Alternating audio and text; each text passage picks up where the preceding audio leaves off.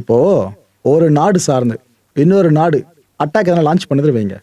அப்ப சிவிலியன்ஸ் அந்த அட்டாக்கை முறியடிக்க ஏதாவது போராடினாங்கன்னா நாலு பின்ன அந்த சிவிலியன்ஸ் லெஜிட்டிமேட் டார்கெட்டா உள்ள வரலாமா இல்லையா? அதுக்கு வாய்ப்பு இருக்கா இல்லையா? ஜஸ்ட் கேட்குறேன் உங்ககிட்ட, அவ்வளவுதான். என்ன இருக்குன்னா, குவைத்தை நோக்கியும் ஈரான் தொடர்ந்து மிசைல்ஸ் ட்ரோன்ஸ் அனுப்பிக்கிட்டு இருக்கா. இப்படி அவங்க சமீபத்துல சில ட்ரோன்ஸ் அனுப்பிச்சிருக்காங்க போல இருக்கு, குவைத்தை ஹிட் பண்ணலாம் அப்படின்ட்டு.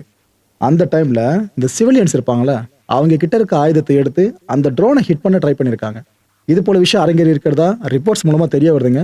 அது சார்ந்த காட்சியவும் சில ஊடகங்கள் இப்போ வெளியிட்டு இருக்காங்க. தேசப்பற்று இருக்கலாம், அதுக்குன்னு இந்த அளவுக்கான்றது ஓகே, யோசிச்சு பார்க்கணும். இஸ்ரேல் என்ன பண்ணிட்டாங்க, ஈரான்ல அவங்க பிரைமரி டார்கெட்ஸா சில இடங்கள் அடிச்சுக்கிட்டு இருக்காங்களே, அதுல முக்கியமா ஒரு பகுதி அடிச்சிருக்காங்க. அந்த பகுதியில் ஒரு ஃபேக்டரி ஒன்று ஃபங்க்ஷன் ஆகிட்டு இருந்திருக்கு. அந்த ஃபேக்டரி அடிச்சு காலி பண்ணணும்னு சொல்லி தான் அட்டாக்கே பண்ணியிருக்காங்க. இஸ்ரேல் கிட்ட என்ன சொல்றாங்க, இந்த ஈரானோட கெமிக்கல் வெப்பன்ஸ்லாம் இருக்குல்ல, அதெல்லாம் உருவாக்குற ஃபேக்டரி அந்த ஃபேக்டரி தான், அதனால தான் அதை அடிச்சோம் அப்படின்றாங்க.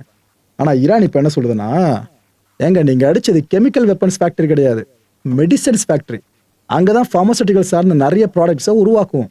அதை போய் அடிச்சு வச்சிருக்கீங்களே, இதுக்கப்புறம் எங்கள் மக்கள் சார்ந்த ஃபார்மசூட்டிக்கல் நான் எங்கே போகுன்ற மாதிரி ஈரான் ஒரு ஆதங்கத்தை வெளிப்படுத்தியிருக்காங்க. இப்போ சர்வதேச அரங்கில் பெரிய குழப்பமே ஏற்பட்டுருச்சு. இஸ்ரேல் சொல்றது உண்மையா, ஈரான் சொல்றது உண்மையான? ஆனா இஸ்ரேல் மேலதிகமாக என்ன தெரியுமா சொல்லுவாங்க, கண்டிப்பா ஃபியூச்சர்ல இல்லைங்க, அவங்க மேலோட்டத்துக்கு ஃபார்மசூட்டிக்கல் ஃபேக்டரின்னு பேரை வச்சுக்கிட்டு உள்ளுக்குள்ள கெமிக்கல் வெப்பன்ஸை உருவாக்குறான்னு தாராளமா சொல்லுவாங்க. வெயிட் பண்ணி பாருங்க. இஸ்ரேல் ஸ்டேட்மெண்ட்ஸை தொடர்ந்து படிக்கிறவங்களுக்கு நான் சொல்ற விஷயம் ஈஸியாக கனெக்ட் ஆகிடும்.